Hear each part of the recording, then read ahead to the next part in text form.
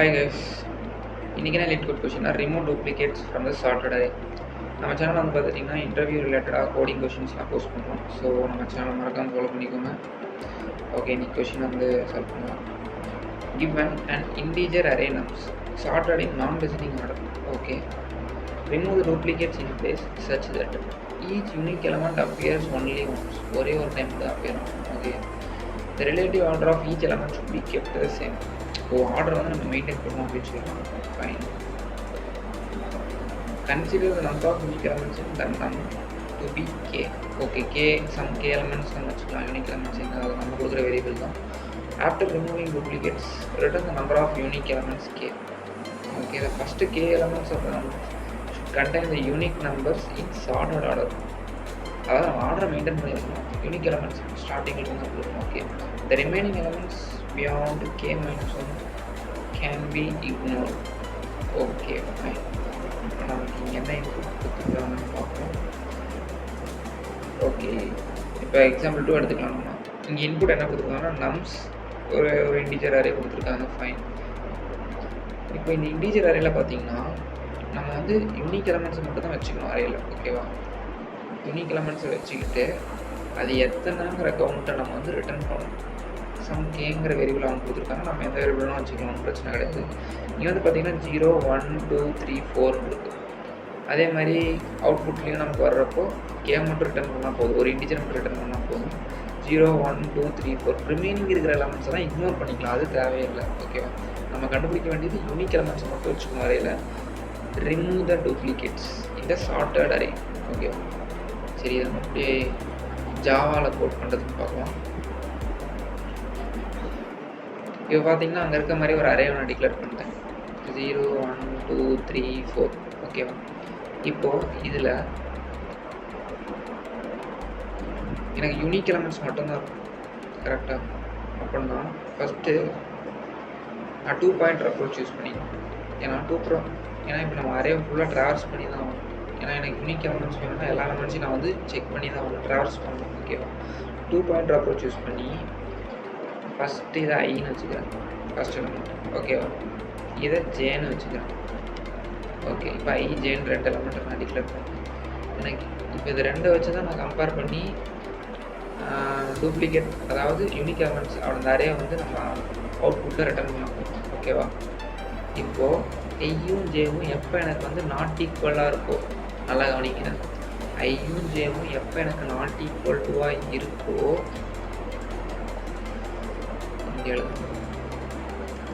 ஐயும் ஜேவும் எனக்கு எப்போ நாட் ஈக்குவல், அதாவது நான் இண்டெக்ஸ் பொசிஷன் சொல்லலை, எலமெண்ட்டை சொல்கிறேன். ஐத் இண்டெக்ஸும் ஜேத் இண்டெக்ஸும் எலமெண்ட் எப்போ நாட் ஈக்குவல் டுவாக இருக்கும், அப்போது நம்ம அந்த ஜேல இருக்கிற எலமெண்ட்டை தூக்கி ஃபஸ்ட்டு கொண்டு வந்துடும். ஓகேவா, அப்போ தான் ஒவ்வொரு யூனிக் எலமெண்ட்ஸை ஜே பார்க்குறப்போவும் நமக்கு வந்து ஃப்ரண்ட்டில் யூனிக் எலமெண்ட்ஸ் எல்லாமே ஸ்டோர் ஆகிடும். ஓகேவா, ஏன்னா இங்கே வந்து இன்பிளேஸ்ன்னு சொல்லியிருக்காங்க. இன்பிளேஸ்னால் நம்ம வந்து எக்ஸ்ட்ரா மெமரி ஸ்பேஸ் எதுவுமே யூஸ் பண்ணக்கூடாது. அதாவது ஸ்பேஸ் காம்ப்ளெக்சிட்டி வந்து பிக் O ஆஃப் 1. அதனால் நம்ம இந்த இருக்கிற அறையிலே நம்ம ரீரைட் பண்ண போகிறோம். ஓகேவா, உங்களுக்கு எப்படி ஈஸியானு சொல்லித்தரேன். வைஜே எப்போ டிஃப்ரெண்ட்டாக, எப்போ இந்த 2 எலமெண்ட் டிஃப்ரெண்ட்டாக இருக்கோ அப்போது I ப்ளஸ் ப்ளஸ் பண்ணிக்கிறேன். ஓகே,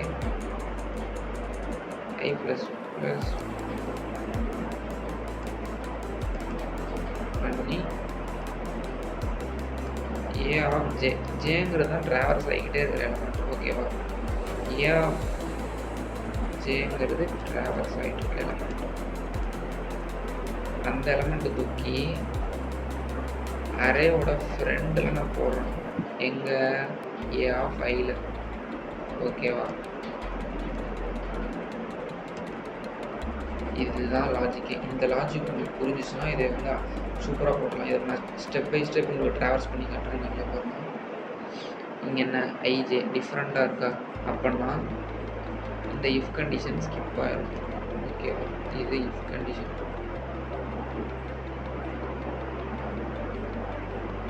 ஓகே, இப்போ நம்ம வந்து ஒரு ஃபார் லூப்பில் இது எல்லாமே ட்ராவல்ஸ் பண்ணுறோம் அப்படின்னு நினச்சோம். ஃபார் லூப்பில் இது எல்லாமே ட்ராவல்ஸ் ஆகிட்டு ஓகே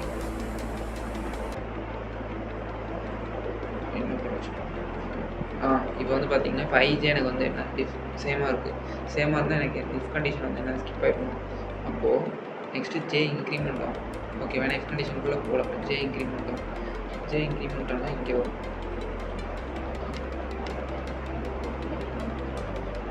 எனக்கு ஜே வந்து 1 வந்து பாயிண்ட் பண்ணுறோம்.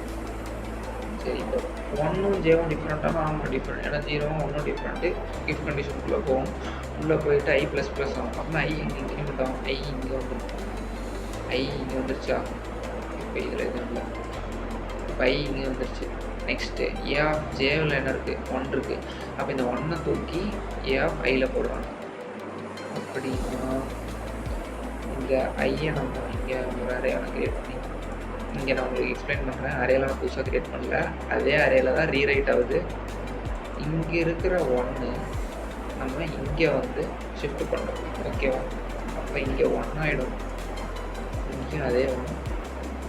இங்கே இருக்கிற எலமெண்ட்ஸ்லாம் அப்படியே தான் இருக்கும். நம்ம ஜஸ்ட் இங்கே இருக்கிற எலமெண்ட்டை தூக்கி அங்கே தான் ஸ்வாப் பண்ணுறோம், ரீரைட் பண்ணுறோம், அவ்வளோதான். ஓகேவா? அதே ரிமைனிங் எலமெண்ட்ஸ் அப்படியே தான் இருக்கும். ஓகே, இது மாதிரி எலமெண்ட்ஸ் இருக்குது. 2 3 4 இங்கே இருக்குது. ஓகே, இப்போ என்ன பண்ணிட்டேன்? ஐ ஜேவா தூக்கி உள்ளே போட்டால் இங்கே வந்துருச்சு. இப்போ ஐ என்ன ஆகும்? ஐ அங்கேயே தான் இருக்கும். இப்போ நெக்ஸ்ட்டு ஜே இன்க்ரிமெண்ட் ஆகும். ஜே இங்கே வந்து அடுத்த இண்டெக்ஸை பாயிண்ட் பண்ண ஆரம்பிச்சோம். ஜே இன்க்ரிமெண்ட் ஆகிடும். ஒரு ட்ரான்ஸ் பண்ணிட்டு தான் இருக்கும். இப்போ 1 பார்க்கும். இப்போ 1 ஈக்குவலா நாட் ஈக்குவல்னு பார்க்கும். ஈக்குவல், அதனால் மறுபடியும் ஸ்கிப் ஆகிடும். அப்போ ஜே இங்கே வந்துடும். இப்போ பாருங்கள் 1 ஈக்குவல். இஃப் கண்டிஷன் ஸ்கிப் ஆகிடும். ஓகே, நெக்ஸ்ட்டு 1ம் 2ம் டிஃப்ரெண்ட்டு. அப்போ என்ன ஆகும்? டிஃப்ரெண்ட்டாக இருந்தால் ஐ ப்ளஸ் ப்ளஸ் ஆகும். ஐ ப்ளஸ் ப்ளஸ் ஆனால் ஐ இங்கே வந்துடும். ஓகேவா? ஐ இங்கே கொண்டு வந்துட்டு இங்கே இருக்கிற 2வை இங்கே கொண்டு வந்து நம்ம ஸ்வாப் பண்ணோம். ஓகேவா? இந்த லாஜிக் உங்களுக்கு புரியுதா? இங்கே இருக்கிற லாஜிக் தான் நான் வந்து பண்ணுறேன். எப்போ டிஃப்ரெண்ட்டாக இருக்கோ அப்போ வந்து ஜேல் இருக்கிறத தூக்கி நம்ம ஐயில் போடுறோம். அப்போ இங்கே 2 வந்து வந்துடும். இன்னொரு 2 அரே கிரியேட் பண்ணிக்கோங்க. அண்டர்ஸ்டாண்டிங்காக தான் இந்த மாதிரி அரே கிரியேட் பண்ணுறேன். ஆனால் இதெல்லாமே ஒரே அரேல தான் ரீரைட் ஆகுது. ஓகே, இப்போ இங்கே இருக்கிற 2 இங்கே வந்துச்சா? அப்போ இங்கே நான் 2 போட்டுக்கிறேன். ரிமைனிங் இருக்கிற எலமெண்ட்ஸை அப்படியே எழுதிக்கலாம். ஓகே, 2 2 3 3 4.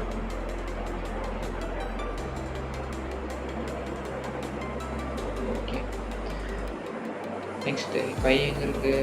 இப்போ நமக்கு ஐ அங்கேயே அதே சேம் ப்ளஸில் தான் இருக்கும். இப்போ நமக்கு ஜே வந்து எங்கே இருக்குன்னா இங்கே 2 இருக்கா? அப்போ ஜே வந்து இன்க்ரிமெண்ட் ஆகும். அப்போ அடுத்த 2 கிட்ட போயிடும். அப்போது ஜே இங்கே நமக்கு கிடைக்கும். ஓகே, இப்போது ஐயும் ஜேவும் பாருங்கள் 2 2 ரெண்டுமே சேமாக இருக்குது. இஃப் கண்டிஷன் ஸ்கிப் ஆகிடும். ஓகே, நெக்ஸ்ட்டு ஜே வந்து எங்கே வரும்? ஜே வந்து அடுத்து 3ல் வரும். இப்போ 2ம் 3ம் டிஃப்ரெண்ட்டாக இருக்குது. அப்புறம்னா உள்ளே போயிட்டு ஐ இன்க்ரிமெண்ட் ஆகும். ஐ நமக்கு இங்கே வந்துடும். ஓகே, ஐ இங்கே வந்துருச்சு. இப்போ ஐயும் ஜேல் இருக்கிறத வந்து நம்ம ஐயில் வந்து ஸ்டோர் பண்ணணும். அப்போ தான் டிஃப்ரெண்ட்டாக இருக்கிறப்ப எல்லா யூனிக் எலமெண்ட்ஸையும் நம்ம வந்து அரேவோட ஃப்ரண்ட்டில் நம்ம ஸ்டோர் பண்ணணும். அப்போ தான் லாஸ்ட் இருக்கிற ரிமைனிங் டூப்ளிகேட்ஸ் நம்ம இக்னோர் பண்ணிக்கலாம். நமக்கு தேவை அரேல யூனிக் எலமெண்ட்ஸை மட்டும்தான் வரும். ஓகேவா? டூப்ளிகேட்ஸை ரிமூவ் பண்ணிடணும். ஓகே, இப்போது 3 கொண்டு வந்து நம்ம இங்கே ஸ்டோர் பண்ணணும். ஓகே, இப்போ இன்னொரு அரேல 0 1 2. இப்போ அங்கே இருக்கிற 3 வந்து எனக்கு இங்கே ரீரைட் ஆகிடும். 3 ரிமைனிங் அதே 1. ரிமைனிங் எலிமெண்ட்ஸ் அப்படியே the same as it is இங்கே அப்படியே எக்ஸிஸ்ட் ஆகும். nothing to bother.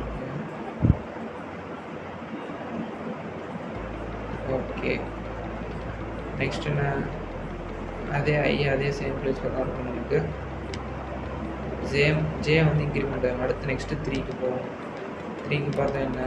இப்போ இருந்தாலும் ஐயும் 3 தான், ஜேவும் 3 தான், சேமாக இருக்குது. அப்படின்னா இஃப் கண்டிஷன் ஸ்கிப் ஆகும். நெக்ஸ்ட்டு 4க்கு போகும். ஜே வந்து இன்க்ரிமெண்ட் ஆகி 4க்கு போயிடுச்சா? இப்போ 4ம் 3யும் போகும். டிஃப்ரெண்ட்டாக இருக்குது. அப்படின்னா என்ன ஆகும்? ஐ இன்க்ரிமெண்ட் ஆகும். அப்போது ஐ இங்கிருந்து இங்கே எனக்கு பாயிண்ட் பண்ணும். ஓகேவா? அப்போ இங்கே இருக்கிற 1 என்னவா சேஞ்ச் ஆகும்? இங்கே இருக்கிற 4 இங்கே வந்துருமா? கரெக்டாக நான் இதே அரேலே மாற்றிருக்கேன். அப்போ இங்கே இருக்கிற 4 எனக்கு இங்கே வந்துச்சு. இப்போ எனக்கு எல்லாமே யூனிக் எலமெண்ட்ஸும் ஃபஸ்ட்டு வந்துச்சு பார்த்தீங்கன்னா 0 1 2 3 4 எல்லாமே முன்னாடி வந்துருச்சா? கடைசி வரைக்கும் அரேவை ட்ராவல்ஸ் பண்ணிட்டேன். இப்போது இந்த எலமெண்ட்ஸ் எல்லாமே நான் இக்னோர் பண்ணிக்கலாம். ஏன்னா அது எல்லாமே டூப்ளிகேட் எலமெண்ட்ஸ் தான். ஏன்னா நம்ம வந்து டிஃப்ரெண்ட்டாக இருக்கிற எலமெண்ட்ஸ் எல்லாமே யூனிக் எலமெண்ட்ஸை ஃப்ரண்ட்டில் ஸ்டோர் பண்ணுறோம். ஸோ இப்போ ஐயோட வேல்யூவை நான் ரிட்டர்ன் பண்ணால் புரிஞ்சுது. ஐயோட வேல்யூ ரிட்டர்ன் பண்ணாவே எனக்கு எத்தனை யூனிக் எலமெண்ட்ஸ் இருக்குது அப்படின்னு தெரியும். இங்கே பார்த்தீங்கன்னா ஐயோட யூனிக் எலமெண்ட்ஸ் 5 ரிட்டர்ன் பண்ணிக்கலாம். ஏன்னா இங்கே எத்தனை இருக்குது, நமக்கு எவ்வளோ ட்ராவல்ஸ் பண்ணியிருக்கோம், 4 எலமெண்ட் வரைக்கும் ட்ராவல்ஸ் பண்ணியிருக்கோம். +1 நம்ம +1 நம்ம ஏன் கொடுக்குறோம்னா, இப்போ 5 எலமெண்ட்ஸ் கொடுத்தோம்னா 4 வரைக்கும் அது ட்ராவல்ஸ் ஆகும். 4 வரைக்கும் ட்ராவல்ஸ் ஆகி 4 யூனிக் எலமெண்ட்ஸ் அவ்வளோ. ஓகேவா? 1 2 3 4 5 5 எலமெண்ட்ஸ் தான். 5 வரைக்கும் நமக்கு ட்ராவல்ஸ் ஆகும். 0 to 4 வரைக்கும். இண்டெக்ஸில் சொல்லணும்னா 0 to 4 டோட்டலாக 5 எலமெண்ட்ஸ் லென்த்து. இதெல்லாமே நம்ம இக்னோர் பண்ணிக்கலாம். இந்த எலமெண்ட்ஸ் எல்லாமே இக்னோர் ஆகிடும். அந்த கே எலமெண்ட்ஸ் வரைக்கும் நம்ம பிரிண்ட் பண்ணாவே நமக்கு போதும். அதுதான் யூனிக் எலமெண்ட்ஸ். ஓகே, இந்த லாஜிக்கை நம்ம இப்போ ஜாவா கோடில் போடணும். ஃபஸ்ட்டு நம்ம அரேவை ட்ராவல்ஸ் பண்ணணும். அதனால ஒரு ஃபார் லூப் டிக்ளேர் பண்ணிக்கிறேன். நான் அங்கே என்ன பெர்ஃபார்ம் பண்ணணும் அதே லாஜிக் தான் இங்கேயும் பெர்ஃபார்ம் பண்ணுறேன். ஜேங்கிற அந்த ஃபார் லூப் அந்த ஒவ்வொரு எலமெண்ட்டும் அது வந்து ஸ்கிப் பண்ணிட்டே போகும். ஜே வந்து இனிஷியலாக செகண்ட் எலமெண்ட்டில் வரும். ஓகேவா? ஐ தான் ஃபஸ்ட் எலமெண்ட்டை பாயிண்ட் பண்ணிருக்கோம். ஓகே, ஜே லெஸ் தென் நான் ஸ்டார்ட் லென்த். ஓகே, ஜே நார்மலாக ப்ரிஃபர் யூஸ் பண்ணுங்கள். இப்போ நாங்கள் சொன்ன அந்த இஃப் கண்டிஷன், இந்த இஃப் கண்டிஷன் எதுக்குன்னா, இப்போ நம்ம இந்த இஃப் கண்டிஷன் போடுறதுனால தான் யூனிக் எலமெண்ட்ஸை நம்ம அரேவோட ஃப்ரண்டில் நம்மளோட ஸ்டோர் பண்ண முடியும். ஓகேவா? எப்போ எனக்கு A of I not equal to A of ஜேவாக இருக்கோ அப்போது எனக்கு ஐயை இன்க்ரிமெண்ட் பண்ணி என்ன பண்ணிடணும், ஏ ஆஃப் ஜேன்னு இருக்கிற எலமெண்ட், அதாவது நம்ம ஒரு எலமெண்ட்டை ட்ராவல்ஸ் பண்ணணும். இல்லை ஜே தான் கடைசி வரைக்கும் அரேவோட லாஸ்ட் வரைக்கும் ட்ராவல்ஸ் ஆகும். அப்போ டிஃப்ரெண்ட்டாக இருக்கிற எலமெண்ட்ஸை எனக்கு ஐயில் ஃப்ரண்ட்டில் வந்து ஸ்டோர் எல்லா யூனிக் எலமெண்ட்ஸும் ஃப்ரண்ட்டில் வந்துடணும். ஓகே, இப்போது நான் ரிட்டர்ன் பண்ணுறப்போ ஐ +1 போடுறப்ப எனக்கு ஒரு யூனிக் எலமெண்ட்ஸ் எத்தனை இருக்கோ அது வந்து எனக்கு அப்படியே ரிட்டர்ன் ஆகும். அதுதான் சார்ட்டர்ட் அரேயில் டூப்ளிகேட்ஸ் ரிமூவ் பண்ணிட்டு யூனிக் எலமெண்ட்ஸ் ரிட்டர்ன் பண்ணி வச்சுக்கணும். இப்போது நம்ம ஐயை இனிஷியலைஸ் பண்ணிடலாம். இடத்த ஐ இனிஷியலைஸ் 0 வரும். ஓகேவா? ஏன்னா ஐ தான் ஃபஸ்ட் அரேயோட ஃபஸ்ட்டில் பாயிண்ட் பண்ணுறதுக்கு, சேவ் செகண்ட் எலமெண்ட்டில் பாயிண்ட் பண்ணுறது இண்டெக்ஸ். ஓகே, இப்போ நம்ம இதை ரன் பண்ணி பார்க்கலாம்.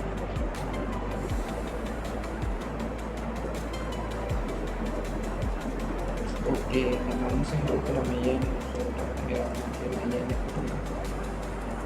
அதே மாதிரி இங்கேயும் ஏ வச்சுக்கலாம். ஓகே, இப்போ ஓகேவா? இப்போ கரெக்டாக வரும். ஓகே, அந்த டெஸ்ட் கேஸ் பாஸ் ஆகணும். ஃபைன். பப்ளிக் டெஸ்ட் கேஸ் வந்து பாஸ் ஆகிடுச்சு. இப்போது உள்ள இன்பில்ட் ப்ரைவேட் டெஸ்ட் கேஸஸும் செக் பண்ணி பார்த்துடலாம். சப்மிட் பண்ணுவோம்.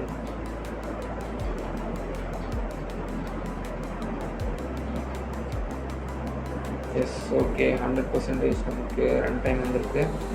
இங்கே எல்லா டெஸ்ட் கேஸுமே பாஸ் ஆகிடுச்சு. இங்கே பார்த்தீங்கன்னா ஓகே, நம்ம 2.2 யூஸ் பண்ணி பண்ணதுனால நம்ம இங்கே ஸ்டார்ட் பண்ணுறோம் எல்லா. ஓகே ஓகே, இந்த மாதிரி இன்ட்ரெஸ்டிங்கான வீடியோஸ் நெக்ஸ்ட் வீடியோவில் பார்க்கலாம். பை.